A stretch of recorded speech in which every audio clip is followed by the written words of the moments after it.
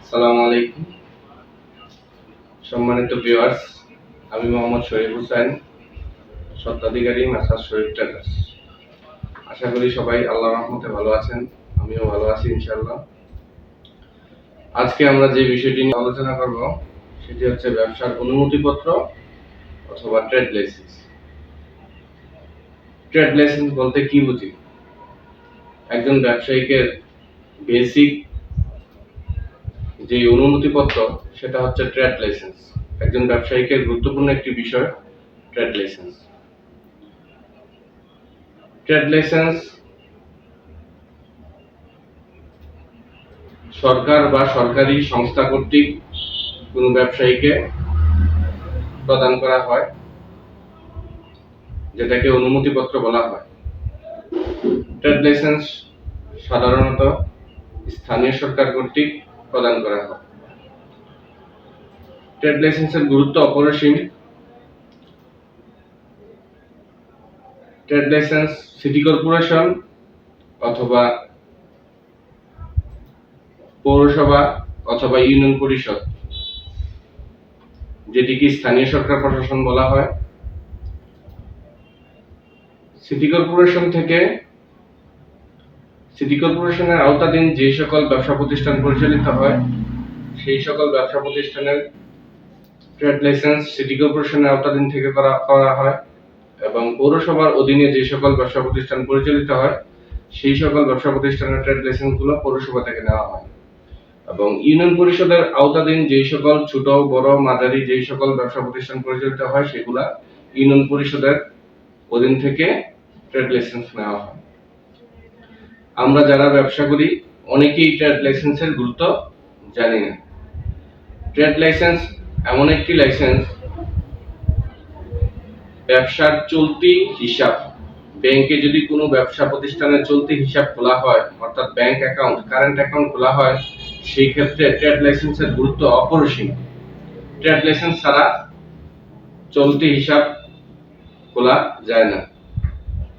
Trade licence কোনো ব্যবসায়ী যদি ব্যবসায়িক ঋণ নিতে চায় কোনো ব্যাংক থেকে, সেই ক্ষেত্রে ট্রেড লাইসেন্স ছাড়া কোনো ধরনের ঋণ প্রদান করা হয় না। কোনো ব্যবসায়ী যদি কোনো ব্যবসায়িক সংগঠনের সদস্যপদ নিতে চায়, যেমন চেম্বার অফ কমার্স এবং বিভিন্ন সদস্যপদ থাকতে পারে, সেইগুলোতে যদি সদস্যপদ হতে চায় সেই ক্ষেত্রেও ট্রেড লাইসেন্সের গুরুত্ব অপরিসীম।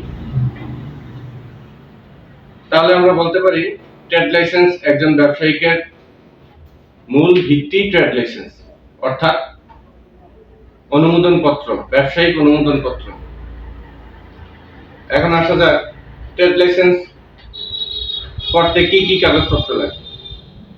ট্রেড লাইসেন্স করতে ব্যবসায়ী প্রথমত ব্যবসার একটি নাম লাগবে, যেই প্রতিষ্ঠানের ব্যবসা সেই প্রতিষ্ঠানে একটি স্মার্ট বা সুন্দর একটি নাম সিলেক্ট করতে হবে। তারপর যেই ব্যক্তির নামে ব্যবসা, সেই ব্যবসাটি একক হতে পারে, একক হলে একজন ব্যক্তি, আর যদি একের অধিক মালিকানা থাকে সেই ক্ষেত্রে আবার ভিন্ন, যেমন স্ট্যাম্পের মাধ্যমে চুক্তিপত্র করে সেই ক্ষেত্রে ব্যবসার নামকরণ করে ওই ব্যবসার নামে ট্রেড লাইসেন্স নিতে হয়। সেটাকে যৌথ বা বহু মালিকানাধীন ট্রেড লাইসেন্স বলা হয়।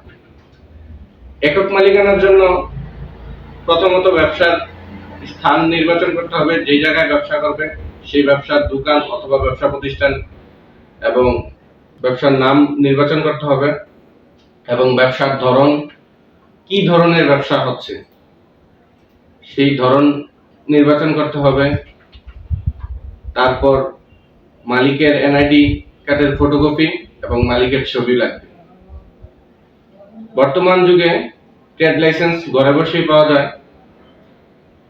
অনলাইনের মাধ্যমে ই ট্রেড লাইসেন্সের আবেদন করে যার যার সিটি কর্পোরেশন অথবা পৌরসভা অথবা ইউনিয়ন পরিষদের থেকে সংগ্রহ করা যায়। এবার আসা যাক ট্রেড লাইসেন্স করতে কেমন টাকা খরচ যাবে। যেহেতু ব্যবসার বেসিক যে লাইসেন্স সেটা হচ্ছে ট্রেড লাইসেন্স।